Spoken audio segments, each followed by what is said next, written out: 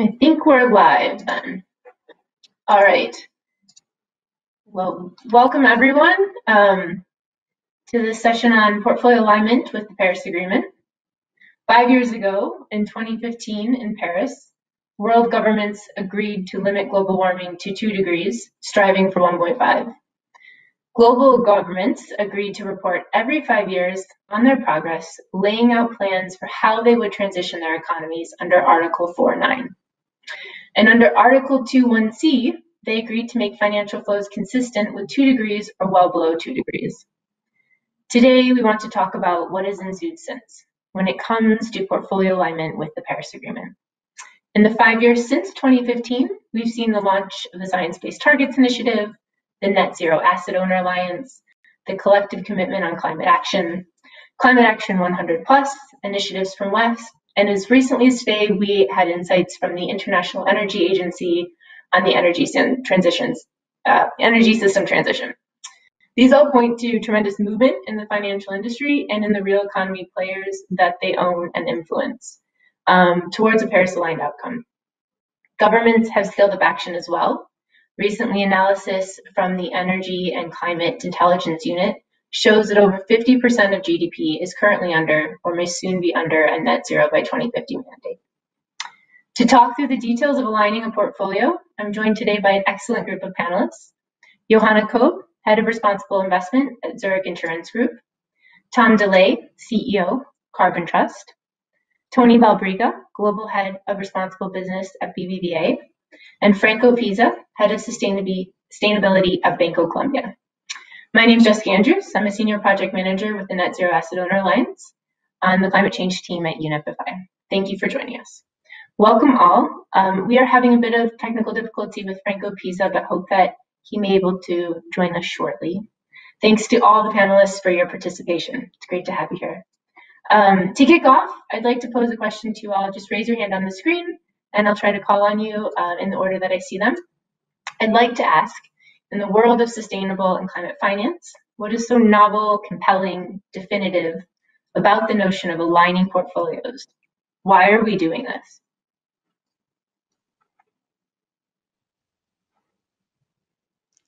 Who goes first? Maybe over to you, Tom. Okay, I'll give it a go. Look, it's compelling for one very simple reason. It's science-based. Before the Paris Agreement, targets were set, objectives were set, claims were made, but they weren't based on the science. I think the science, at the end of the day, is the root of the Paris Agreement, and it's the strength behind all alignment efforts, be it by corporates or financial institutions. I think on top of the science, there's also the notion that there is a ratchet built into a very long-term pathway. If things aren't going the way they are, then you as an organization have made a commitment in having alignment to ratcheting up progress if you need to, or indeed adapting to changing circumstances. So the combination of it being science-based and with a natural, timely ratchet built in is incredibly important to alignment. It can be the most genuine form of commitment an organization can make. And in some ways, I characterize it as it's the anti-greenwash. Everything else is easy. If you do science-based targets, if you do alignment correctly, if you really go for a net zero pathway, it's true. Thank you, Tom. Maybe I can move to one of the others.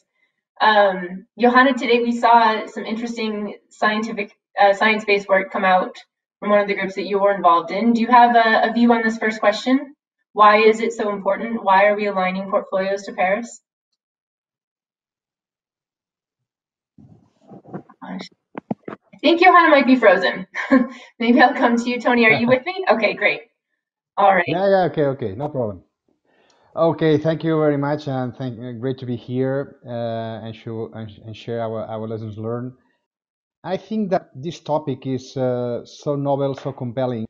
In fact, this is the key topic on the discussion at the leadership level. No, at the end of the day, if we manage to change our portfolio, we are going to change the bank.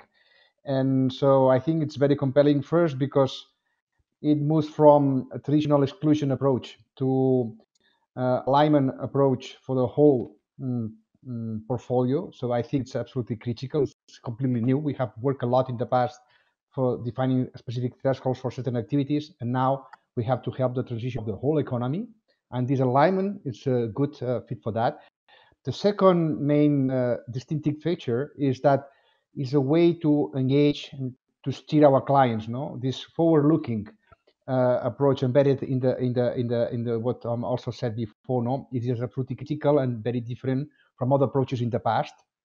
And the third idea I will highlight is the risk approach. No, because we are not only talking about how to manage risk, but also how to manage our impact. This double materiality approach. No, and also creating business opportunities at the same time. So we are combining all single discussion. That's the reason why it is absolutely critical that to have this deep understanding from the top leadership of financial institutions to understand the implications and to move forward. So that's, I think, what is more novel of the alignment from other traditional approaches. Yeah. So from a risk approach to looking at a total portfolio approach and what are the opportunities, not exclusion based, but looking towards impact, and doing that, as you said, Tom, in line with science. So, this is really, I think you're absolutely right at the heart and at the core of what does it really mean to align, your portfolios with the Paris Agreement. What do we mean when we're saying this? I think we are struggling a bit with our other speakers. So once they come online, if you could just let me know that you're back. But in the meantime, I think we talk about aligning our portfolio, and we want to think about not just exclusions and not just divestment. So maybe, Tony, if I could turn to you and ask about what is your role with engaging with companies? How are you working with companies to transition their business models? How is that different from divestment? And what does that mean across your portfolio with the multiple companies that you have in it? Yes, well, you are right. As I said before, we have worked a lot in the past defining these specific sector norms or policies that for certain activities we have set lines, and this comes to this divesting approach. No, but in general, with this notion of align, we prioritize the engagement with our clients. No, steering our clients in front of divesting. No, and especially in banking, where we have long-term relationships with our clients, and it's not so easy to say, well, tomorrow we are not going to finance you anymore. So that is very challenging, and that's the reason why we together, BBA with other four banks, BNP, Paribas, ING, Société Générale, and Standard Chartered, we signed the Katowice commitment that later was the one that inspired the collective commitment to climate action from UNEP-FI, no, with 38 institutions on board. Our approach is that we prioritize this idea of engagement, because at the end of the decision will have to take place for the whole portfolio, no, and also engagement, but also at a sector level. This is another important notion that we have agreed, at least these five banks, no, because as I said, we need the whole portfolio to make the transition. It's not only the solution is not only to reduce our exposure to high emission sector in order to reduce our scope 3, let's say, right, and not to do the work with the other sectors. We have to make diamond sector by sector to make the transition happen. And so that's the reason why the approach that we have shared using the PACTA methodology from 2D Greece Investing Initiative, and with an approach also aligned with SDA methodology, help us to define a methodology, the path to set targets and to align those targets, and use this target setting to engage with our clients. No, so priority is not divesting. Obviously, if at the end of the day, after, I don't know, 3, 4, 5 years, one client doesn't want to make this transition, obviously we are going to take a decision, and obviously because also financial is there, we will have to make a phase out with a coordinated phase out with the client. No, but that's clear that will happen. But this is not the priority. We understand that we have to help all the companies, not only the green ones, but also the brown ones, to make the transition. And that's the reason why with PACTA methodology, we have this sector-based approach to steer with our clients. Absolutely. So really getting away from just exclusions, just divestment to reduce, scope 3 exposure, but really working through a sector-based approach to finding those efficiencies at the sectoral level that are required so that you can reflect an economy that is decarbonizing, not just a portfolio that has less carbon in it. Yeah, because if all banks, for instance, we decided to leave oil and gas or reduce oil and gas exposure from now on immediately, we are going to create probably another system. So we have to take into account, we have to help them make the transition.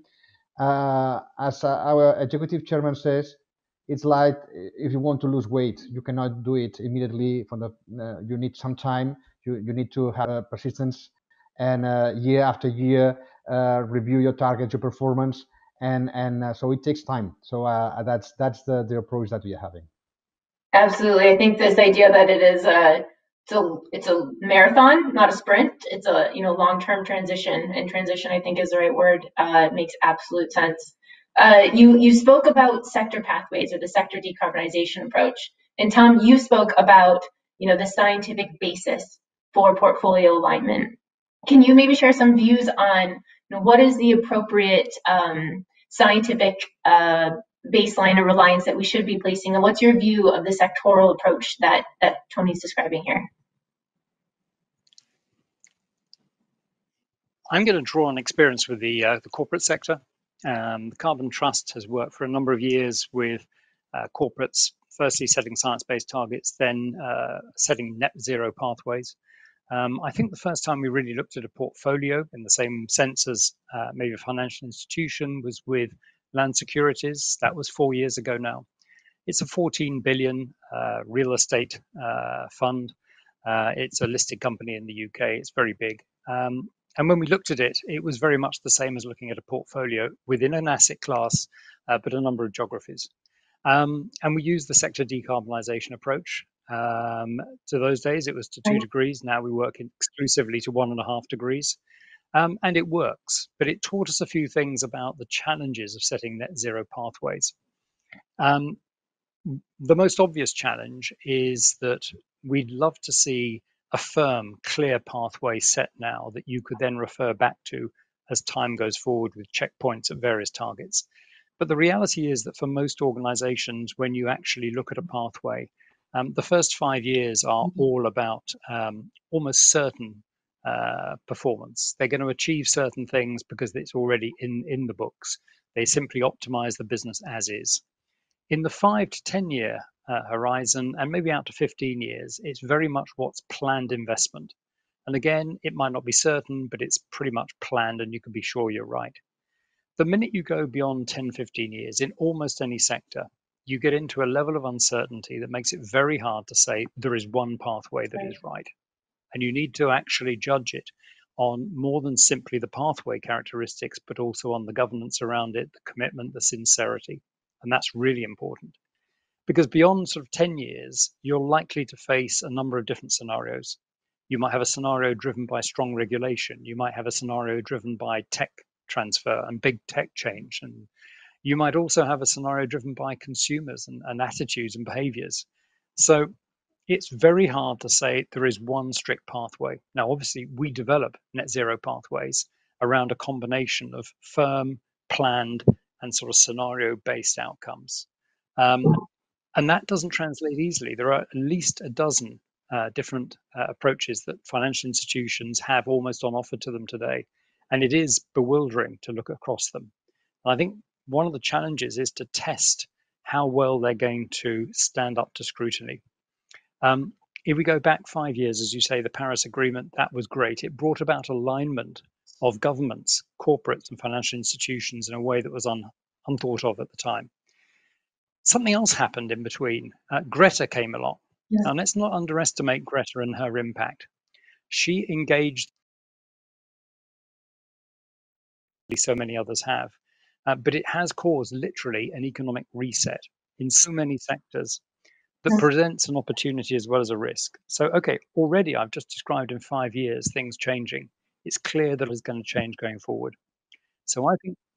Tom, sorry, I was just going to say you've unpacked so much in the last few minutes, especially this idea that the environmental timescales are much longer term horizons, and the financial industry is working with shorter ones. And really applying these scenarios, there's many ways to get there, and indeed the goalpost does keep moving. We've seen tremendous movement in this area in the last few years, especially with the influence of Greta. I see Johanna's back with us, so I just want to acknowledge that. Thank you so much. I know we're having a bit of a difficulty. Johanna, we were just talking about the importance of the scientific basis for this work of aligning portfolios, on how sector decarbonization pathways are so important to reflecting the real economy transition and not simply divesting or putting in place exclusion policies, but how those scenarios are really difficult to rely on in a world which is ever changing, where the goalpost is changing, and when our timelines are not very well aligned. So Johanna, I want to welcome you and then to turn over to you and maybe say, you've been a part of a lot of work recently. We saw with the IEA this morning, these scenarios keep coming out and they keep telling us something new, and we want to be informed by the science and the real economy projections. How do we then align with that? How do we use that to set targets? I know you're involved with a lot of the work under the Net Zero Asset Owner Alliance and the portfolio protocol that just came out today. So aligning your portfolio with that protocol in mind, maybe you could speak a bit to target setting in the short term. Sure. And hello, everyone, and thanks for the patience. Since this is 2020, nothing comes easy, and our resilience and creativity keeps being tested. Yes. My name is Johanna Köp. I'm the head of responsible investment for Zurich Insurance Group, and we have joined the Net Zero Asset Owner Alliance as a founding member last year. And as Jessica has just said, have been very busy in the last year working on the protocol for target setting that has come out today for public consultation. And I guess the tricky thing really is for an asset owner to get that guidance from science of where we think pathway should be going, and to really marry that forward-looking ambition of what is necessary to bring the carbon budget down, but then also hear from sectors what they can do, and with a portfolio we're somewhat stuck in the middle. Because 30 years are a long time, right? If you think 30 years back, that device that is keeping us hostage every day didn't exist. And I was going to kindergarten in cute little 80s clothes. And the world just changed after the fall of the wall. So many things can happen in 30 years. And the trick is to somewhat break this down into what we're aiming at 5 years intervals, to say, what can we do in 5 years that is as ambitious as can be, but especially, just looking at the inclination that science would dictate, also making sure it doesn't automatically result in a simple divestment exercise, because that is also not what is going to help. And for every asset owner that sets targets, I think this balancing act of which of the many scenarios out there to take, which one to tie your targets to, and then how to move the portfolio in a way that it really does have a chance to get real world action and support real world action, opposed to what I call simple divestments. That is very tricky. And we do hope that the protocol will help, because it does lay out the theory of change, the tools that an investor has at our fingertips that can be deployed, the various scenarios that science gives us, and then also various tilting strategies, and accordingly a bandwidth of ambition that for the next 5 years should be targeted. Because it's also fair to say that all of us start with a completely different portfolio composition, and all of us have different durations in the portfolios and different turnovers. So starting to change something, you always need to accept the baseline and really build that, which is the first good exercise, and then kind of move from there. Yeah, it goes back to a lot of what Tony was just saying, that it's a marathon, not a sprint, and it requires a lot of working with the underlying companies. There are also these different starting places, and that's the reason for this bandwidth. So I think the alliance bandwidth is 16 to 29% from 2019. And as Tom, you were mentioning, this goalpost continues to move as different scenarios come out, different technologies develop. And so I think we see that, just really almost daily, but certainly yearly in this work. Tony, you were speaking about the PACTA methodology, and also how the Katowice banks then became a larger group of banks now looking at this alignment. Can you speak a bit more about the different methodologies that you looked at and how that relates to some of the theory of change that Johannes just highlighted? Yes, more than happy. I mean, yes, it's a methodology that was developed by 2° Investing Initiative, and in fact, we have released a paper as Katowice Banks just a few weeks ago, how we apply this methodology. At the end of the day, we combine metrics at the sector level. So the main approach is instead of having a single figure that aggregate the transition, we prefer to focus on specific metrics for the most intensive sectors. In this case, the main sectors are energy, generation, auto, steel, cement, shipping, aviation. So these are the sectors where we have agreed specific metrics. Some metrics are linked to mix, production mix or technological mix, but some metrics are linked to carbon intensity, following the SDA approach.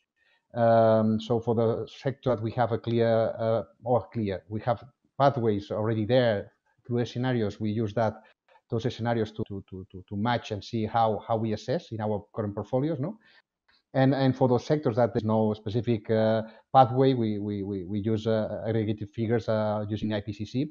So it's a methodology that we don't are prescriptive in terms of which scenario to be used. As Tom says, there are different pathways that we can arrive to the point that we need to achieve, But it's a decision that can be taken by any bank. But what we have agreed is to have specific metrics that we all share, to have this assessment of the point where our current portfolio is today, and see which is the target at 5 year time that our portfolio should have. One important question is about the asset level data that we want to use instead of aggregated level at the corporate level. So that's also very, very, very relevant. And that's the methodology in brief. So we wanted to define a specific metric for each sector and see where we are and see which is the pathway that our current portfolio must have on 5 years.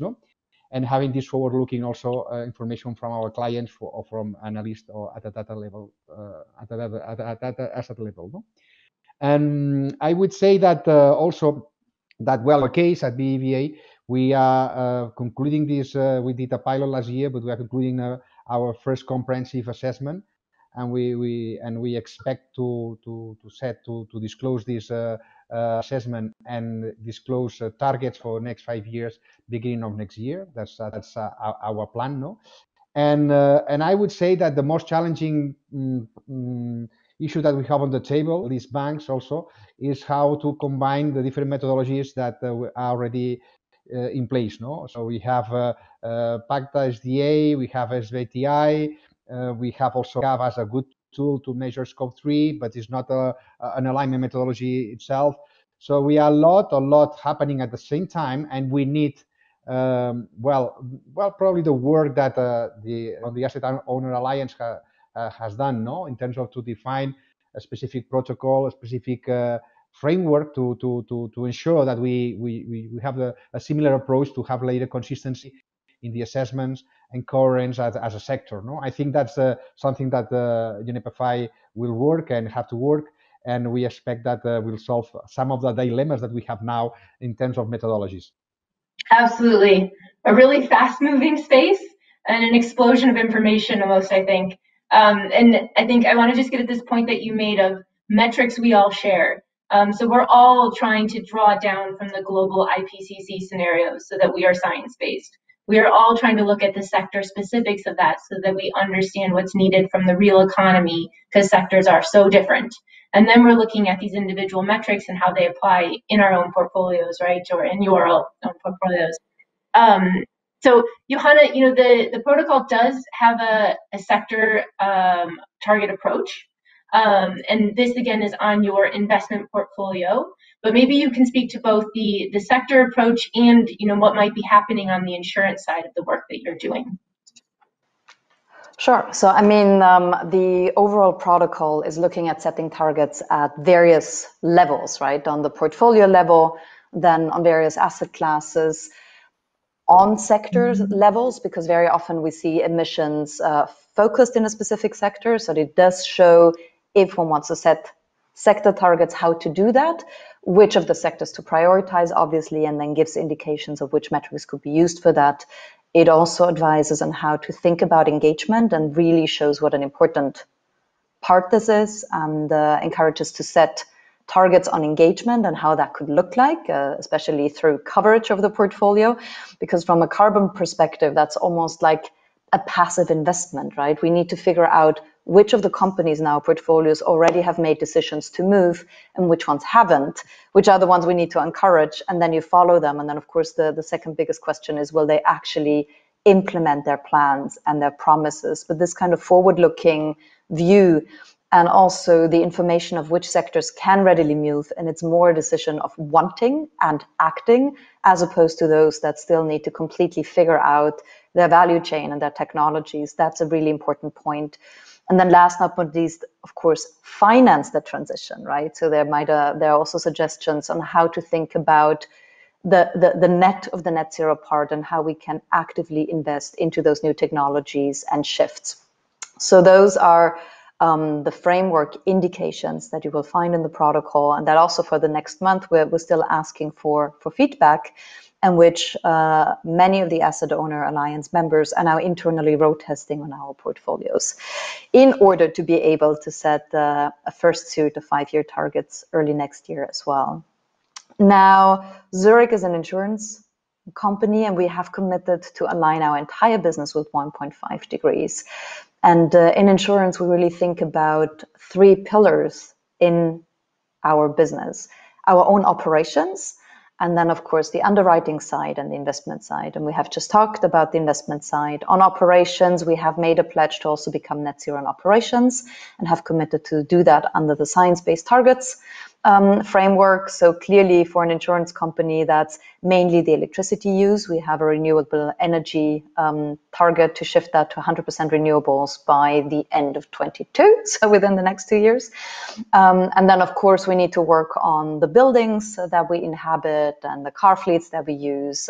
And then, of course, also we'll look at certain Scope 3 emissions, which we're still scoping out the boundaries, but we do know that a lot of the emissions we produce is our employees commuting to work. Before, we all worked in home office, and of course business travel. And then on the underwriting side, I think it's fair to say that there are no science-based targets yet, or any similar framework for the underwriting side. So we're working very closely with our colleagues there, because they also made a pledge and they're very conscious of that.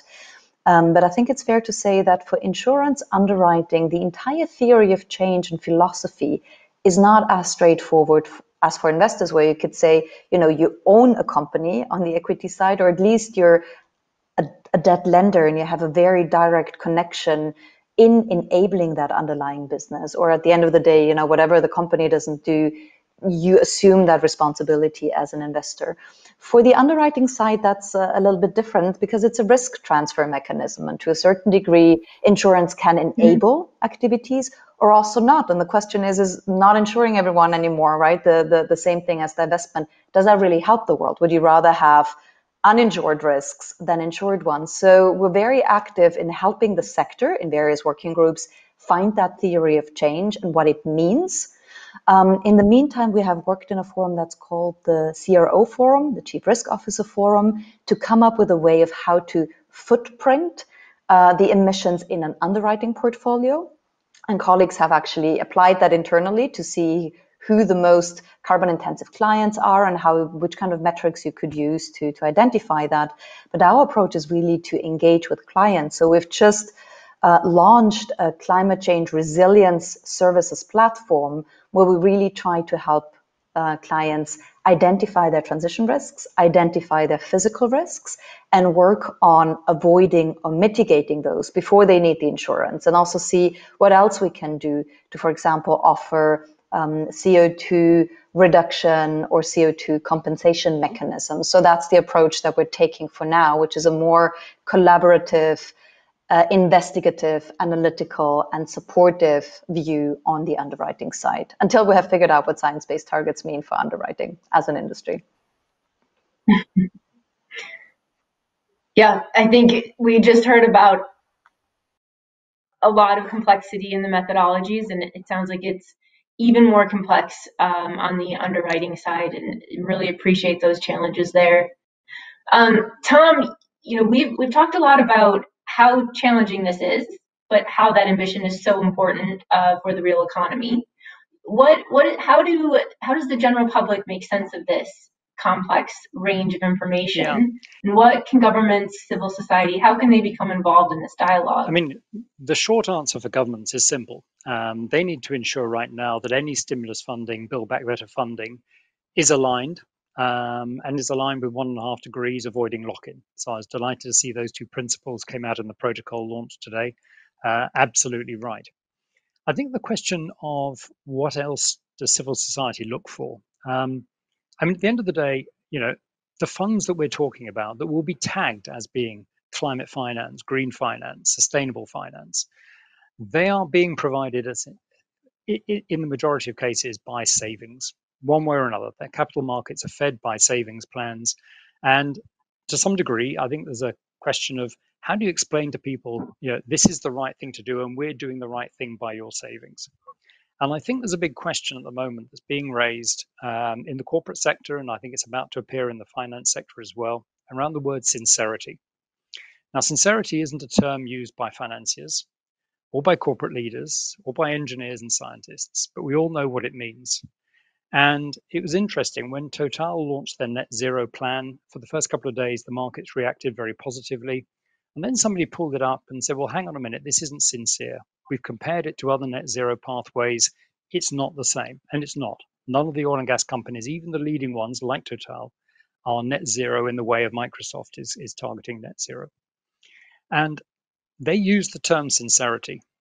Only yesterday, the IEA published a pathway for the steel sector.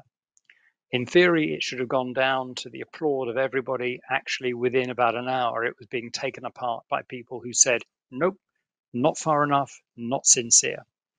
And we're working hard on trying to understand what this what sincerity means for the many people we work with on net zero pathways. And the real challenge is that in the 5-year horizon, Johanna, that you were quoting, the first few things, A, B, C, that you would expect somebody to do, if they were genuine and sincere about their plan to go net zero, are probably the same 3 things that you would do if you were building a case for greenwash. So in the short term, you may well choose to invest in things that look like the long term, but actually just buy you an extension of your license to operate. And in the heavy carbonized sectors, that's something that's really at risk. Now, there are various ways of looking at that. You look at the governance of the organization.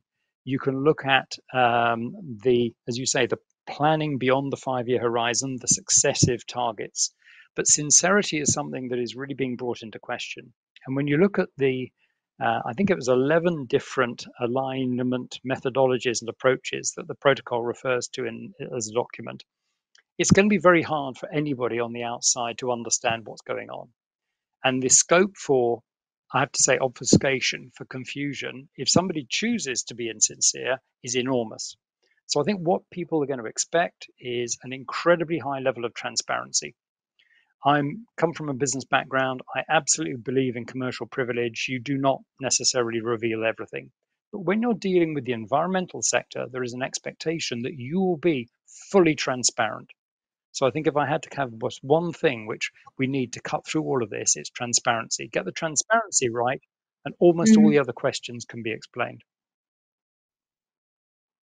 Yeah, that transparency really helps us cut through what is some very complex topics. I think we all experience this in our day jobs, and I also think that, as we mentioned at the top of the session, that looking at the scientific scenarios and having really robust ones that are applicable is so important for making sure that we have a benchmark for what is real action. I want to end on one question to you all. So we've talked about the different approaches that science can provide us, how we can then draw that down and apply it to portfolios, but what impact that also has on the real world. So what is your view of a portfolio which is 2 agreed aligned today? When the world is on a trajectory for 3.4 degrees. Maybe if I see a hand from one or two of you, if you'd like to go first. I'm happy to go first, and it might be an interesting discussion with Tom about sincerity. I mean, we know that the world economy is not 2 degree aligned, leave alone 1.5, right? Otherwise, we wouldn't have to do all of this, and we wouldn't be in the troubled situation in which we are. So it truly depends on what kind of portfolio you have. If it is a very concentrated portfolio, it might truly already be aligned. Or if it's a real estate portfolio and you already have very green real estate, it could be aligned. For anyone who is a universal owner, and what we call a universal owner is many of the insurance companies, for example, that have signed up to the Net Zero Asset Owner Alliance, also pension funds. Our fiduciary duty tells us to really diversify. And many of us have, in Zurich's case, we manage 200 billion assets under management around the globe. We have clients and portfolios in Australia, in Malaysia, in Europe, in North America, in Chile. Every market is completely different. We tend to invest locally. So a universal owner at the end of the day is so diversified. We own a tiny fraction of the world. Anyone who has this set up and has a 2 degree portfolio just means you managed to completely decouple from the world with your portfolio, which means you sold on the secondary market and you beautified your portfolio by moving away from the table and not being with the economy anymore. So it's really a kind of a shift of taking the portfolio away, which is not really possible, right? That means you also drop the problem into someone else's lap and haven't taken a single ton of CO2 out of the atmosphere.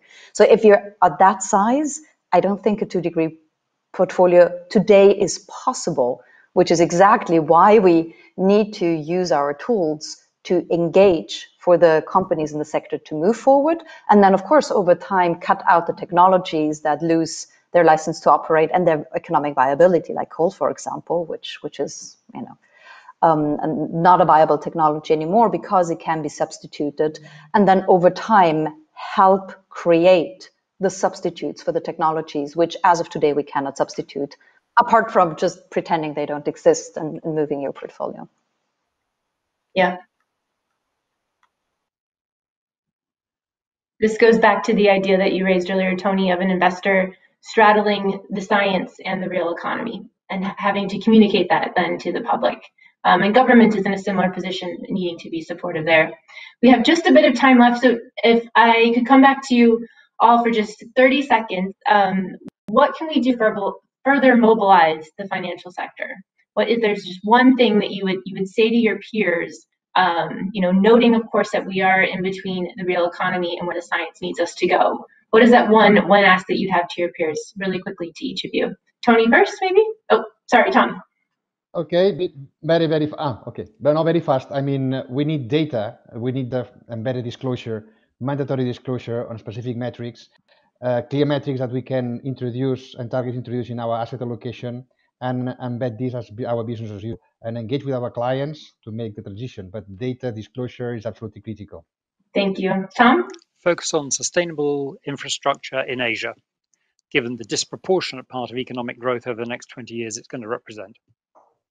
Thank you. Johanna? Come with us. Move from theory to practice. It's complex and it will probably be messy and mind-blowing for a while, but the more we are and the more we collaborate, the more we'll manage to get where we need to go.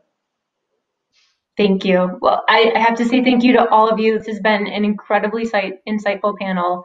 I think we're dealing with a lot of very, very difficult topics. And I, applaud all of you for the work that you're doing and encourage you to continue to move in the direction that we know the world needs to go. So thank you so much for your time. Thank you. And I think the session's over now. Thank you. Okay. Bye-bye. Thank you all. Great. Ciao, Cheerio. everyone. Have a good evening. Bye now. Bye-bye. I'm so sorry about the poor connectivity there. That was not great, but thank you. Okay, thank you. Oh, is there any way we can get a copy of the questions that was coming through?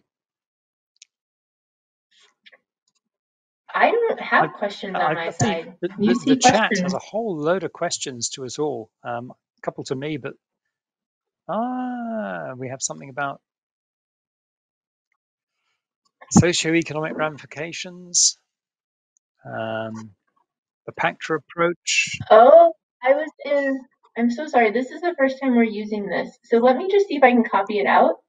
I was in the panelist chat only, so I didn't see these from the audience. Let me send them over. Thank you.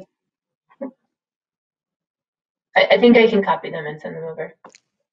Looking at it, there's nothing that would change what we said, but I just noticed it come up along the thing. That's great. Okay, I was in the panelist discussion. Sorry for that. Thank you very much indeed. And well done. It was a difficult panel to moderate. You did very well. It's a little bit challenging with the in and out, but we did okay. Okay, bye now. All right.